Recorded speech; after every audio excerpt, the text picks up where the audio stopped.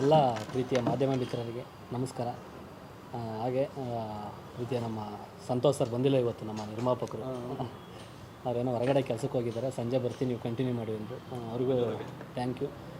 ಹಾಗೆ direction team ಪ್ರತಿಯೊಬ್ಬರು ಎಲ್ರಿಗೂ ಕೂಡ ತುಂಬ ಚೆನ್ನಾಗಿ ಸಪೋರ್ಟ್ ಮಾಡ್ಕೊಂಡು ಒಂದು ಒಳ್ಳೆ ಟೀಮ್ ಆದ್ರೇ ಈ ಸಿನಿಮಾ ಇಲ್ಲಿವರೆಗೂ ಬರೋಕ್ಕೆ ಸಾಧ್ಯ. ಟೀಮ್ ಏನಾರು ಒಂಚೂರು ಹದಗೆಟ್ರೆ ಇನ್ನೂ 5 ವರ್ಷ ಆದರೂ ಸಿನಿಮಾ ಆಗೋಲ್ಲ. ಅದಕ್ಕೆ ಟೀಮೇ ಕಾರಣ. ವಿಶೇಷವಾಗಿ ಮತ್ತು ಡೈರೆಕ್ಟರ್ ಸರ್, ಅವರೇ ಸಾರಥಿ. ಏನೋ ಒಂಥರ ಮೊದಲು ಹೀರೋ ಡೈರೆಕ್ಟ್ರುಗಳು ಪ್ರೀತಿ ಮಾಡಬೇಕು, ಆವಾಗಲೇ ಲವ್. ಭಟ್ರು ಸರ್ ಯಾವಾಗಲೂ ಹೇಳ್ತಿರ್ತಾರೆ, ನೀವು ಅವ್ರು ಲವ್ ಮಾಡಿ ನೀವು ಲವ್ ಮಾಡಿ ಸಿನಿಮಾ ಚೆನ್ನಾಗಿ ಆಗ್ಬಿಡುತ್ತೆ ಅಂತ. ಎಲ್ಲಾರ ಲವ್ ಕಡಿಮೆ ಆಯಿತು ಅಂದರೆ ಸಿನಿಮಾ ಏರುಪೇರು ಆಗ್ಬಿಡುತ್ತೆ ಅಂತ. ಹಾಗಾಗಿ ಅವತ್ತಿಂದ ತುಂಬ ಚೆನ್ನಾಗಿ ಲವ್ ಮಾಡ್ಕೊಂಡು ಬಂದವ್ರೆ. ಇನ್ನು ಸಿನಿಮಾದಲ್ಲಿ ಚಾರು ಮೇಡಮ್ ಅವರು ನಮಗೆ ರಾಮಾಚಾರಿ ಸೀರಿಯಲಲ್ಲಿ ಚಾರು ಅನ್ನೋದೇ ಫೇಮಸ್ಸು. ಮೌನ ಗುಡ್ಡ ಮನೆ ಅಂದರೆ ಯಾರು ಗುಡ್ಡ ಮನೆ ಅಂತಾರೆ. ಚಾರು ಅವರು ಅಂದಾಗ ಸುಮಾರು ಜನ ಮೊನ್ನೆ ಕುಣಿಗಲಲ್ಲೂ ಅಷ್ಟೇ ಇಡ್ಲಿ ತಿನ್ನೋಕೆ ಹಾಕಿದ್ದು, ಸರ್ ನಿಮ್ಮ ಹೀರೋಯಿನಿಗೆ ತುಂಬ ಫ್ಯಾನ್ ಸರ್ ನಾನು ನಿಮಗೆ ಹಂಗೆ ಹಿಂಗೆ ಅಂತಾರೆ. ತುಂಬ ಖುಷಿಯಾಯಿತು. ಅಂದರೆ ಹೊರಗಡೆ ಒಂದು ಸೀರಿಯಲ್ಲು, ಇನ್ನೊಂದು ಕಡೆ ರಿಯಾಲಿಟಿ ಶೋ ಎರಡೂ ಮಿಕ್ಸ್ ಆದಾಗ ಒಂದು ಔಟ್ಪುಟ್ ಏನು ಬರುತ್ತೆ, ಅದನ್ನು ಬಿಟ್ಟು ಬೇರೆ ಏನೋ ಮಾಡಬೇಕು ಅಂದಾಗ ಈ ಸಿನಿಮಾದಲ್ಲಿ ಒಂದು ಕುಲದಲ್ಲಿ ಕೀಳಾವುದೋ ಸಿನಿಮಾದಲ್ಲಿ ತುಂಬ ಅದ್ಭುತವಾಗಿ ಒಂದು ಒಳ್ಳೆ ಕತೆ ಸಿಕ್ತು. ನಮ್ಮ ಯೋಗರಾಜ್ ಭಟ್ರು ಸರ್ ಒಂದು ಗಾಡ್ ಫಾದರ್ ಥರ ಒಂದು ಒಳ್ಳೆ ಕತೆ ಕೊಟ್ಟರು. ಅದನ್ನು ತುಂಬ ಪಾಲಿಷ್ ಮಾಡಿ ರಾಮ್ ಸರ್ ಅವ್ರದ್ದು ರೂಟಿಗೆ ಒಂದು ಶೈಲಿಗೆ ತುಂಬ ಇವರು ನಮ್ಮ ಆನಂದ್ ಪ್ರಿಯ ಸರ್, ರೈಟ್, ಆನಂದ್ ಪ್ರಿಯ ನಮ್ಮ ಸಂಭಾಷಣೆ ಈ ಕತೆಗೆ ಆನಂದ್ ಪ್ರಿಯ ಅವ್ರು ಬರೆದಿದ್ದಾರೆ. ಹೌದು, ಅವರು ತುಂಬ ಚೆನ್ನಾಗಿ ಮನುಗೆ ಏನು ಬೇಕು, ಏನು ಡೈಲಾಗ್ ಹೊಡೆದ್ರೆ ಚಂದ, ಕಾಮಿಡಿ ಕಿಲಾಡಿಯಲ್ಲಿ ಏನು ಬಿಟ್ಟು ಅದನ್ನು ಬಿಟ್ಟು ಬೇರೆ ಏನು ಮಾಡಿದರೆ ಚಂದ ಅನ್ನೋದನ್ನು, ಕಾಮಿಡಿ ಇರುತ್ತೆ ಅಂದ್ಬಿಟ್ಟು ಅದು ಬಿಟ್ಟು ಬೇರೆ ಏನೂ ಹೋಗಿಲ್ಲ. ನಾವೇನು ನಮ್ಮ ಸ್ಟ್ರೆಂತ್ ಏನಿರುತ್ತೆ ಅದನ್ನು ಮೊದಲು ನಾವು ಕೊಟ್ಟಿದ್ದೀವಿ. ಅದಾದಮೇಲೆ ಸ್ವಲ್ಪ ಎಮೋಷನಲ್ಲು, ಸ್ವಲ್ಪ ಆಕ್ಷನ್ನು, ಸಾಂಗ್ಸು, ಫೈಟು, ಡ್ಯಾನ್ಸ್ ಎಲ್ಲ ಕಡೆ ಹಾಕೊಂಡು ರುಬ್ಬಿಟ್ಟವ್ರೆ. ತುಂಬ ಚೆನ್ನಾಗಿದೆ, ಒಂದು ಒಳ್ಳೆ ಎಕ್ಸ್ಪೀರಿಯನ್ಸ್ ಈ ಸಿನಿಮಾದಲ್ಲಿ. ಆಮೇಲೆ ರಾಮ್ ಸರ್ ಹೇಳ್ದಂಗೆ ನೀನು ಮಾರ್ಚ್ ತಿಂಗಳಿಗೆ ಬರಬೇಕು ಅಂದ್ಕೊಂಡಿದ್ದೀವಿ. ಈ ತಿಂಗಳು ಒಂದು ಸಾಂಗ್ ಮುಗಿದ ತಕ್ಷಣ ಸಿನಿಮಾ ಕಂಪ್ಲೀಟ್ ಆಗುತ್ತೆ. ಅಷ್ಟರೊಳಗೆ ನಾವು ಒಂದು ಸ್ವಲ್ಪ ಡಬ್ಬಿಂಗ್ ಮುಗಿಸ್ಬಿಡೋಣ, ಎಲ್ಲರಿಗೂ ಸ್ವಲ್ಪ ಡೇಟ್ಗಳೆಲ್ಲ ಸಿಕ್ಕಿರೋದ್ರಿಂದ. ಇನ್ನು ಮಿಕ್ಕಿದೆಲ್ಲ ಪ್ರಮೋಷನಿಗೆ ಏನೇನು ಮಾಡಬೇಕು, ಹೆಂಗೆ ಮಾಡಬೇಕು ನಮ್ಮ ಸಿನಿಮಾ ತಂಡ, ಪ್ರತಿಯೊಂದು ನಮ್ಮ ಪ್ರೊಡ್ಯೂಸರ್ ಆಗಿರ್ಬೋದು, ನಾವು, ಇವರು, ಇಡೀ ಟೀಮು, ಮೇಡಮ್ ಎಲ್ಲರೂ ಸೇರಿಕೊಂಡು ಒಂದು ಪ್ರಮೋಷನಿಗೆ ದೊಡ್ಡ ಮಟ್ಟಕ್ಕೆ ಒಂದು ಸಿದ್ಧತೆ ರೆಡಿ ಆಗ್ತಾಯಿದೆ.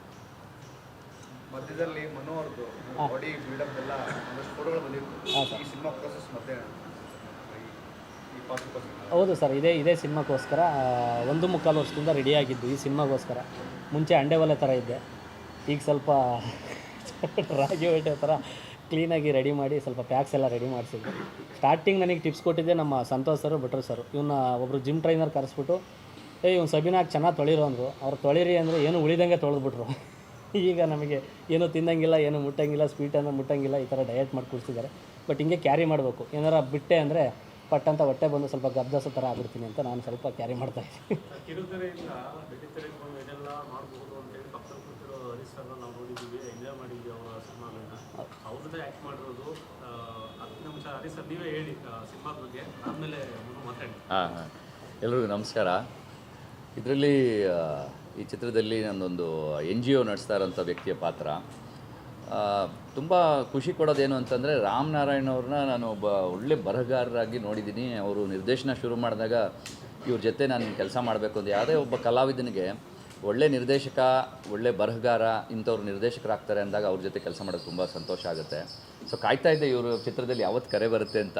ಸೊ ಹಾಗಾಗಿ ಇವ್ರು ಹೇಳಿದಾಗೆ ನನಗೆ ಲಾಸ್ಟ್ ಮಿನಿಟಲ್ಲಿ ಕರೆ ಬಂತು. ಈ ಥರ ಯಾರು ನಾವು ಗೊತ್ತಿರಲಿಲ್ಲ, ನಿಮ್ಗೆ ರೀಚ್ ಔಟ್ ಮಾಡೋದು ಬೇಡ ಗೊತ್ತಿರಲಿಲ್ಲ, ಬಟ್ ಈ ಮಾಡ್ತೀರಾ ಈ ಪಾತ್ರ ಅಂದಾಗ ತುಂಬ ಖುಷಿ ಆಯ್ತು. ಆ ಪಾತ್ರ ಹೇಳಿದ ತಕ್ಷಣ ಒಂದು ಯೋಗರಾಜ್ ಭಟ್ ಅವರ ಕತೆ ಅಂದ ತಕ್ಷಣವೇ ಎಲ್ಲ ಪಾತ್ರಗಳು ಚೆನ್ನಾಗಿರುತ್ತೆ, ಅದಕ್ಕೊಂದು ತೂಕ ಇರುತ್ತೆ. ಅದ್ರ ಜೊತೆಗೆ ಇವರು ಬರವಣಿಗೆ ಜೊತೆಗೆ ನಿರ್ದೇಶನ ಅಂತ ಅಂದಾಗ is one of the best ಪಾತ್ರನ ನಮ್ಗೆ ಅಷ್ಟೇ ಕೊಡ್ತಾ ಹೋಗುತ್ತೆ. ಆ ಚಿತ್ರತಂಡದಲ್ಲಿ ಯಾರ್ಯಾರು ಕೆಲಸ ಮಾಡಿದಾರೋ ಅವರಿಂದನೂ ನಾವು ಅಷ್ಟು ಕಲ್ತ್ಕೊಳ್ಳೋ ಒಂದು ಅವಕಾಶ ಸಿಗುತ್ತೆ. ಸೊ ಹಂಗೆ ಯಂಗ್ಸ್ಟರ್ಸ್ ಜೊತೆ ಕೆಲಸ ಮಾಡೋದು ನನಗೆ ಖುಷಿ ಆಯಿತು. ಮೌನ ಅವ್ರ ಜೊತೆನೂ ಅಷ್ಟೇ ಜಾಸ್ತಿ ಹೆಚ್ಚಿಗೆ ಸೀನ್ಸ್ ಇರಲಿಲ್ಲ, but I think it's A wonderful team. ನನ್ನ ಪಾತ್ರ ನಾನು ಎಂಜಾಯ್ ಮಾಡಿದೆ. ಸೋನಲ್ ಅವ್ರ ಜೊತೆ ಕಾಂಬಿನೇಷನ್ ಇತ್ತು. ಸೊ ಹಂಗಾಗಿ ಒಂದು ಗೆಸ್ಟ್ ಅಪಿಯರೆನ್ಸ್ ಥರ ಆದರೂ ಕೂಡ ಅದರಲ್ಲಿ ತೂಕ ಜಾಸ್ತಿ ಇದೆ ಆ್ಯಂಡ್ ಎಂಜಾಯ್ ಮಾಡ್ಕೊಂಡು ಮಾಡಿದೆ. ನಾನು ಥ್ಯಾಂಕ್ಸ್ ಹೇಳೋದಕ್ಕೆ ಇಷ್ಟಪಡ್ತೀನಿ ನಿರ್ಮಾಪಕರಿಗೆ ಮತ್ತು ನಿರ್ದೇಶಕರಿಗೆ. ನೀವು ಯಾವ ಟೀಮ್ ಸೇರಿಕೊಂಡು ನೀವು ಮಾಡ್ತಾಯಿದ್ದೀರಾ, ನಿಮಗೆ ಈ ಚಿತ್ರದಿಂದ ಒಳ್ಳೆಯದಾಗಲಿ. ಡೆಫಿನೆಟ್ಲಿ ಕುಲದಲ್ಲಿ ಕೀಳಿಯಾಗೋದು ಒಂದು ಡೆಫಿನೆಟ್ಲಿ ಒಂದು ಅಷ್ಟು ಜನಕ್ಕೆ ಮುಟ್ಟುವಂಥ ಟೈಟಲ್ಲು ಪ್ಲಸ್ ಸಬ್ಜೆಕ್ಟು.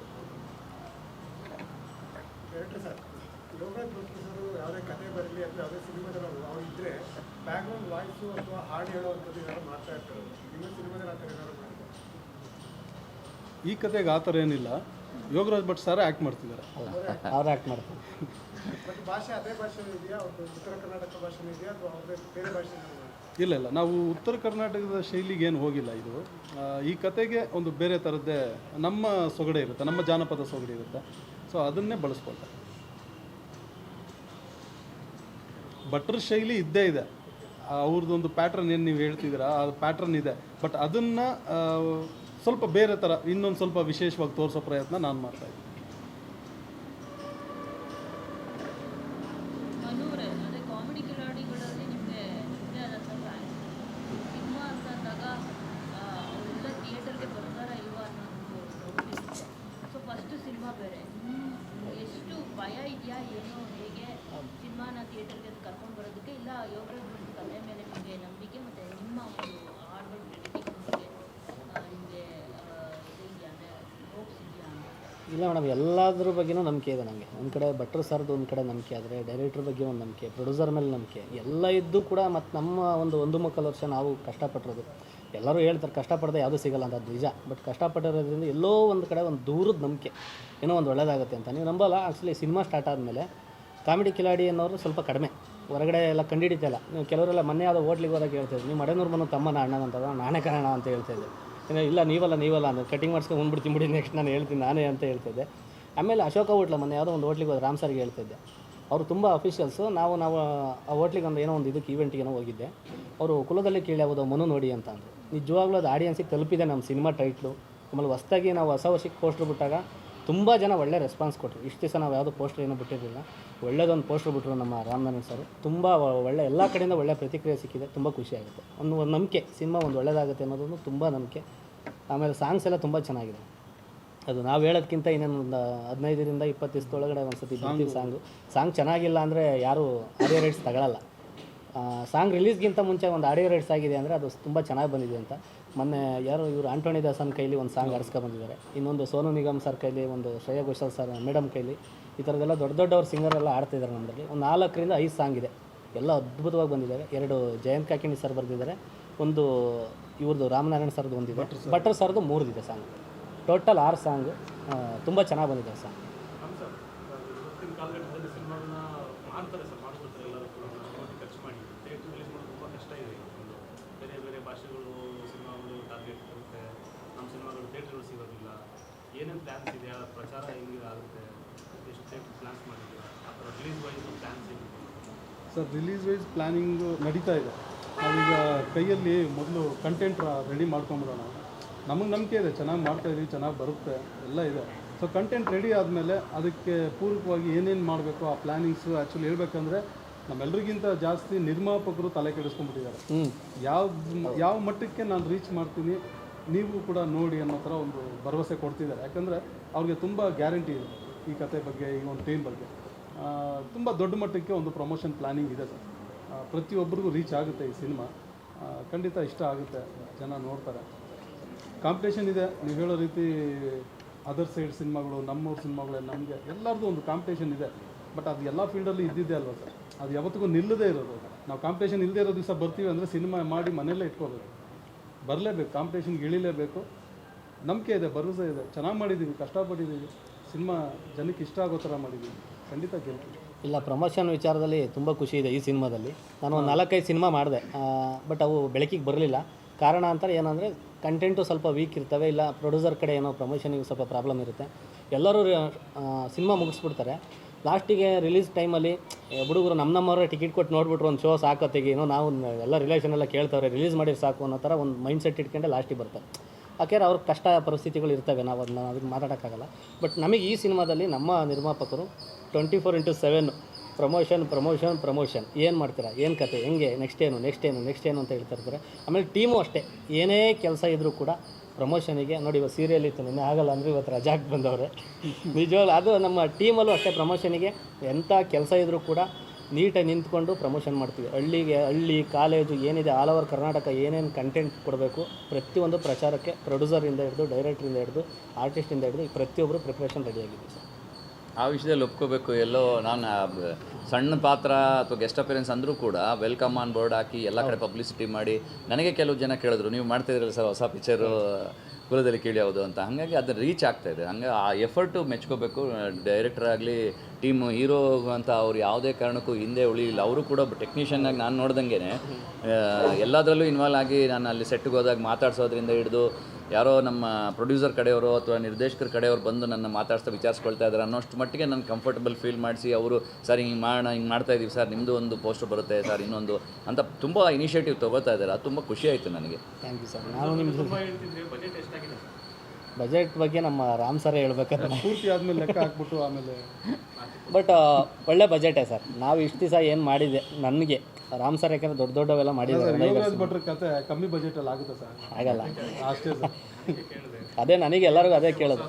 ಹಾಂ ಖಂಡಿತ ಏನೋ ಹೀರೋ ಪೇಮೆಂಟ್ ಉಳಿದಿರ್ಬೋದು ಅಷ್ಟೇ ನಮಗೆ, ಬಟ್ ಖರ್ಚೆಲ್ಲ ಜಾಸ್ತಿನೇ ಆಗಿದೆ ಸರ್. ಇಲ್ಲ ಹಂಗೆ ಇದಾರಲ್ಲ ಸರ್, ಸ್ಟಾರ್ ಕ್ಯಾಸ್ಟಿಂಗ್ ಎಲ್ಲ ಹಂಗೆ ಚೆನ್ನಾಗಿದೆ. ಸಾಂಗ್ಸ್ 4-5 ಸಾಂಗ್ಸ್ ಅಂದರೆ ಅದಕ್ಕೆ ಶೂಟಿಂಗ್ ಹೆಂಗಾಗಿರುತ್ತೆ, ಅದಕ್ಕೆ ಪ್ರಮೋಷನ್ ಹೆಂಗಾಗಿರುತ್ತೆ. ಆಮೇಲೆ ಎಲ್ಲ ದೊಡ್ಡವರೇ ಇದ್ದಾರೆ. ಶರತ್ ಎಲ್ಲ ವಿನೋದ್ ಮಾಸ್ಟರ್ ಆ್ಯಕ್ಷನ್ ಮಾಡಿದ್ದಾರೆ, ಹಾಗೆ ನಾಗೇಶ್ ಮಾಸ್ಟ್ರು ಕೋರಿಯೋಗ್ರಫಿ ಮಾಡಿದ್ದಾರೆ, ಮಾಸ್ ಮಾದ ಮಾಡಿದ್ದಾರೆ, ನರಸಿಂಹ ಮಾಡಿದ್ದಾರೆ, ಮುರಳಿ ಮಾಸ್ಟರ್ ಮಾಡ್ತಿದ್ದಾರೆ ಇನ್ನೊಂದು ಸಾಂಗು. ಸೊ ಎಲ್ಲ ಗುಡ್ ಟೆಕ್ನಿಕ್. ಮನು ಕ್ಯಾಮ್ರಾಮನ್ ಇದೆ, ಆನಂದ್ ಡೈಲಾಗ್ ಇದೆ. ಸೊ ಎಲ್ಲ ಬೆಸ್ಟ್ ಟೆಕ್ನಿಷಿಯನ್ಸ್ ವರ್ಕ್ ಮಾಡ್ತಾ ಇದ್ದೀವಿ. ಎಲ್ಲರೂ ಸಿನಿಮಾಗೋಸ್ಕರ ಜೀವ ಕೊಡುವಂಥ ಕೆಲಸಗಾರರೇ ಇದ್ದಾರೆ. ಚೆನ್ನಾಗಿ ನಡೀತಾ ಇದೆ. ಈಗ ಸಾವಿರಾರು ಎಪಿಸೋಡ್ ಸೀರಿಯಲ್ ಜರ್ನಿನ ಅಂದರೆ ಒಂದು ಲೇಯರ್ ಆಗಿ ಓಪನ್ ಮಾಡಿದ್ರೆ ಅದು ಮತ್ತೆ ಸಿನಿಮಾ ಅಂದರೆ ಆ್ಯಕ್ಟಿಂಗ್ ಸೇಮ್ ಇರುತ್ತೆ, ಬಟ್ ಲೇಯರ್ ಚೇಂಜ್ ಆಗುತ್ತೆ.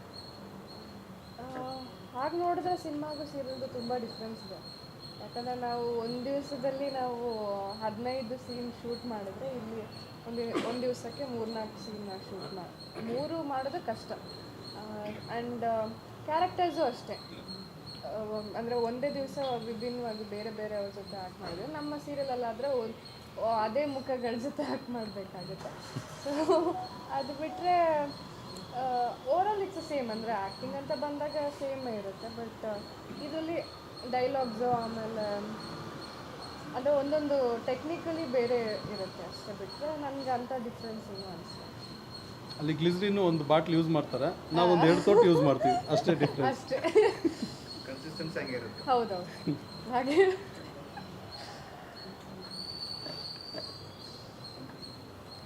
ಸೊ ಎಲ್ರಿಗೂ ತುಂಬ ಥ್ಯಾಂಕ್ಸ್ ಬಂದಿದ್ದಕ್ಕೆ.